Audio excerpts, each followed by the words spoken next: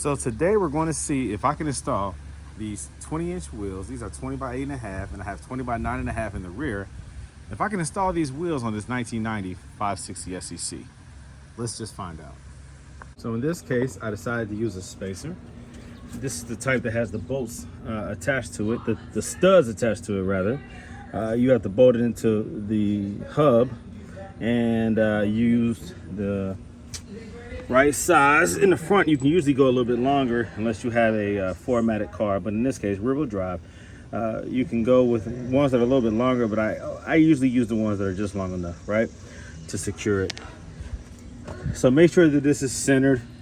Make sure that you insert each one, and then you tighten one at a time by hand, and you still leave it a little bit loose, but tight enough to start to center this. And then I do it a little bit tighter, right, in a star pattern to make sure that this is centered, because it will have a little bit of play when you first install it. So you have to really be careful and make sure that it's centered, because if it's not, it will vibrate, and that can cause damage and suspension wear. And also it can be unsafe. It can cause this thing to break if it's not installed properly. So you want to be perfectly centered and balanced. And so you have to just take your time to make sure, right? It's worth the effort. Just take your time when installing this. Some people use thread lock or Loctite on these bolts because you can't crank it just like this, you know, with a cheater bar like you normally would, or like a four-way wrench, because this right here spins. All right, so because of that, you have to use an impact, which is what I did. All right, so make sure you secure that, make sure it's in there tight. Don't over crank it so that you crack this. You don't want to do that. Just make sure it's tight, just like you would with any other wheels, you know. Now for the studs that are coming out, I'm going to use just these nuts right here, these lug nuts, and you're going to make sure that they too are centered. You make sure that you perfectly install that. You do it by hand at first, and then you crank it down systematically in a star pattern. All right, so I need to use this because if I don't, these wheels right here will not fit, because this is a very long hub. This right here is where the wheel bearing sits, and this has a cap. It's greased inside of here, and there's a grease cap, right? So you can't take that off. You don't want to take that off. Some people do. You should not, because then that exposes that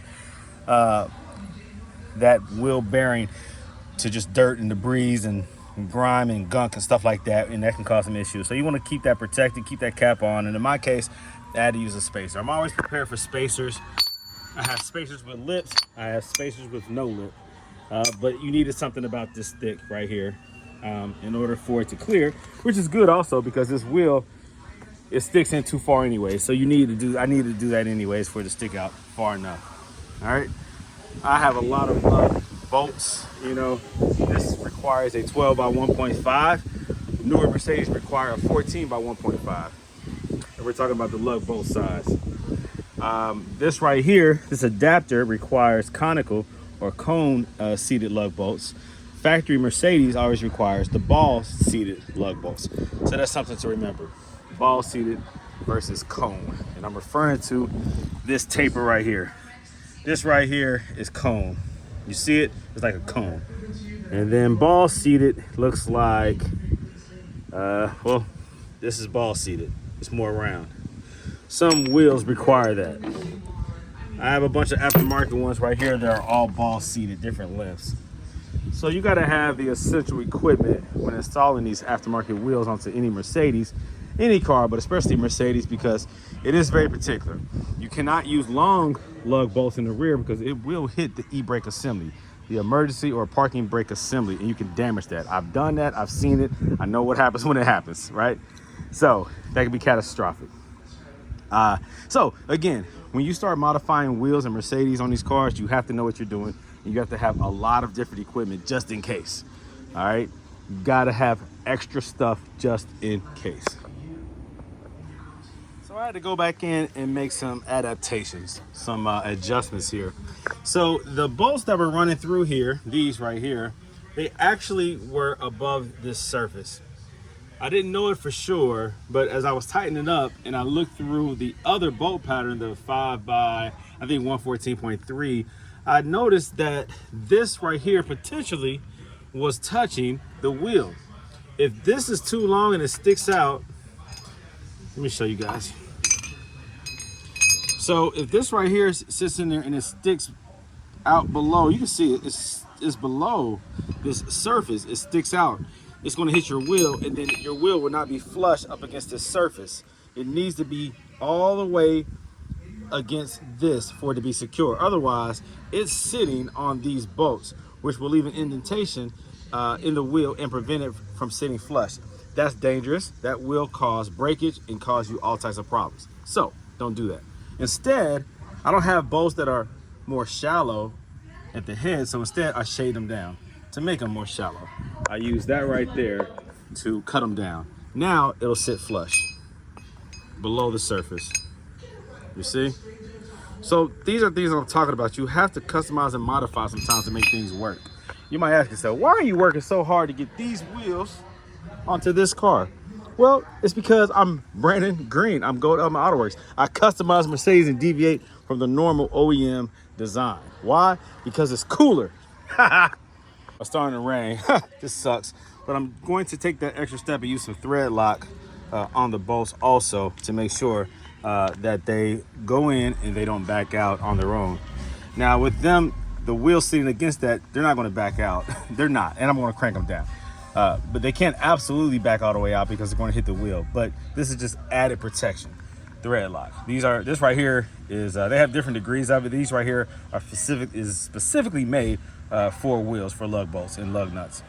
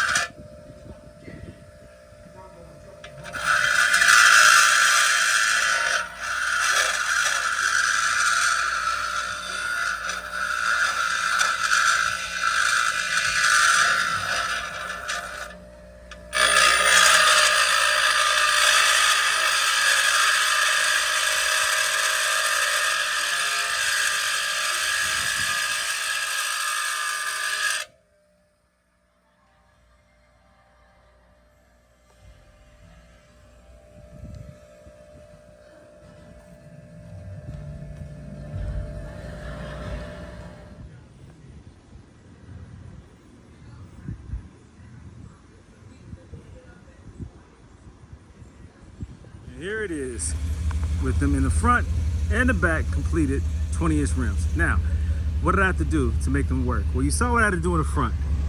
I had to do some spacers, and I had to cut the heads of the lug bolts shorter, lower profile, so that they would not hit the rim.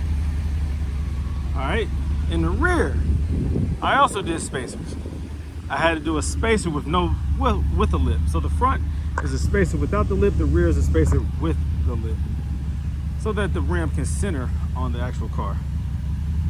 Now, I had to use longer lug bolts, of course, because of that, and I had to make sure they weren't too long so that they didn't hit the brakes, the parking brake or e-brake. Now, the front sits a little higher than I wanted to sit, so I will lower the front, I will cut the spring a little bit, and the rear sits just fine.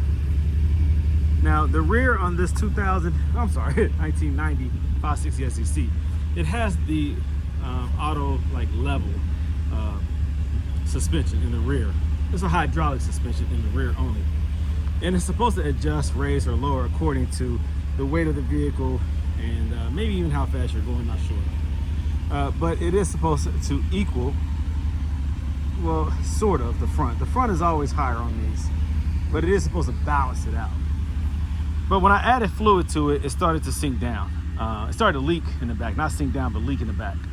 So there's leaks on both sides. So the self-leveling system does not work, I don't think, the way it should. If you have a leak in the system, then it's not working properly. I'm not concerned about that. It doesn't feel bouncy. It always felt soft anyways. I just didn't realize I had the self-leveling system, and I was wondering, the fluid reservoir, what it was for. So when I added fluid, I saw it dripping out the back. So it doesn't take away from the ride. It always has driven nicely, even with that not functioning properly, I guess. It always has felt nice. I thought that I was considering just lowering the rear by adjusting the arms from the lower control arms or whatever to the level sensors. But instead, I'm just leaving that alone. The front though, I will lower. I will cut the spring a little bit in the front. Just a little bit. I just want it a little bit lower. I don't want it that low. That was a whole coil that I cut, like one complete coil. I won't do that on this one because I don't want it that low. But you can see the difference. Now I have not driven it yet. I need to pull it onto the road and let the suspension settle a little bit because I did have all corners jacked up. So I will do that. So that I can get a better view as to what this car looks like. But yeah, that is done. The 20-inch wheels are on there. You might ask, what size tires did I put on there? I did in the rear 245, there you go, 245 30 20s. It's upside down. That's 245 30 20. In the front, I think I did a 225. I did a 225 32. All right, so that works. I still have plenty of room. I can still lower the car. It's almost rubber band like tires though. But yeah, very low profile tires. But I like the look. 20s are not too big on such a big car, especially the US spec with the longer bumpers. This is a big car, y'all. This is a big car. 20s of a BBS style honeycomb wheel really looks good. What do you think? Can you put 19-inch wheels on a Mercedes 560 SEC or a 500 SEC or a 380 SEC? Yes, you can. Can you put 20-inch rims on a 560 SEC, a 500 SEC, or a 380 SEC?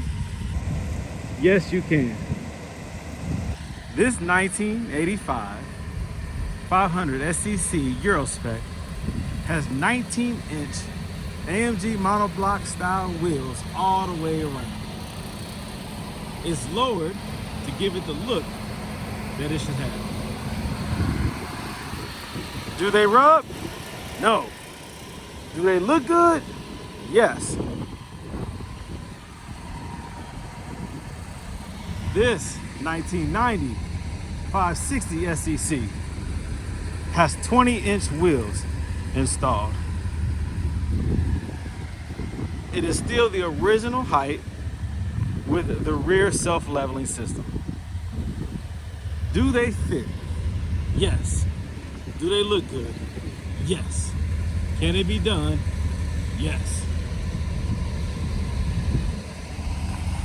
SECs is a nostalgic two-door coupe based off of the S-Class chassis. You see these now on the internet going for a lot of money because they've gone up in value since COVID. They used to be purchased for cheap in good condition. Now in good condition, they cost a lot of money. You can find one in bad shape and restore it. You can find one in decent shape and restore it. Or you can pay top dollar for one that's already been cared for and is in pristine condition. These right here are my two projects. I love them. And if you follow my content in my channel, you've seen the progression of these vehicles. I keep changing out the wheels, but I think I'm done. I love these AMG monoblock wheels, and I love how low it sits. The Euro has the shortened bumpers. It came with the flush Euro headlights. It has the different engine and motor, different engine and transmission without all of the US EPA regulation, catalytic converters, all the things that the US require. This is a great market example of a 500 SEC. So it has more torque and power than the standard US 500 SEC. It even feels faster than this US spec 560 SEC actually. Now this one right here has the larger bumpers, the US spec. It has the catalytic converters. It's not as fast as it could be if it didn't adhere to the US regulations for EPA. But guess what? This car looks fantastic. I'm thinking about lowering the front a little bit, okay? Because the rear, I like the way it sits. The front sits a little bit too high, and that's how all SECs look. They always sit too high in the front. So I will lower the front just a little bit. I'll do so by cutting the coils, about half a coil. This one right here is a full coil, and that's why it drops so much. I do the same thing in the front and the rear, one full coil. 20-inch rims, why did I do it? Well, because most people do 17s, 18s at the most. And when I deviated from that with this one, with the 19s, I love it. I love it. Everyone who sees it loves it. This one here, I decided to do this because it has the larger bumpers. It's a bigger car, just because of the bumpers. And I'm gonna leave the bumpers. And matter of fact, I'm gonna leave the gray. I went with the wheels, the BBS style honeycomb wheels with the gray middle because it matches the gray trims of the car. I'm gonna keep this one black, gray. This one I'm going to paint all black because this one needs some body work, and so I'm gonna go ahead and paint the whole thing black. I'm still on the fence. Should I keep the chrome trim or should I just black it out? I love how these look blacked out. I love it. This is still the original paint. It's never been touched up on, never been repaired.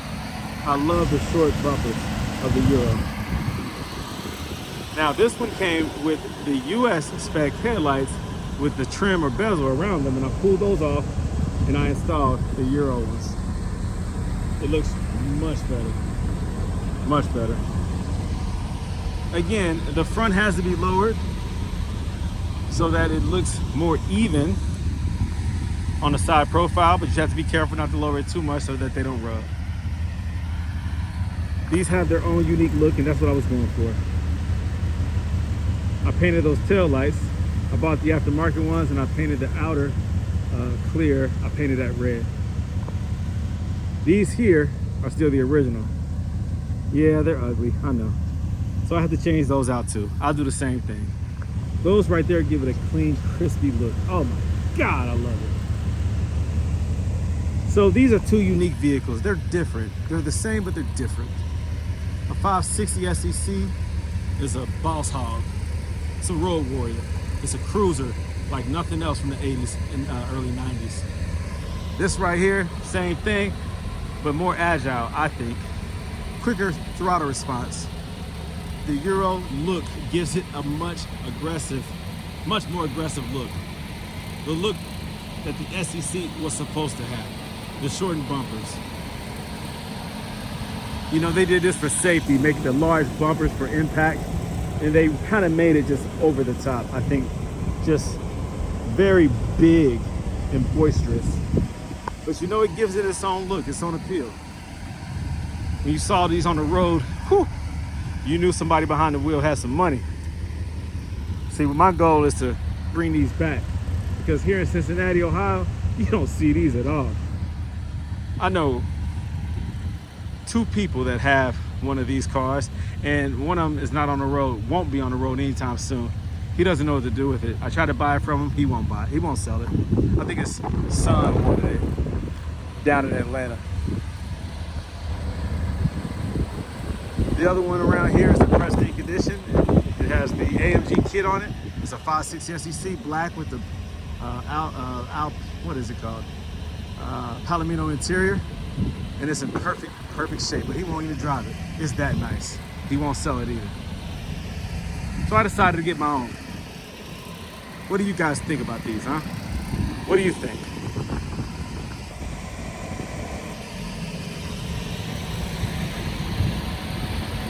Yep, I think the same thing. Beautiful.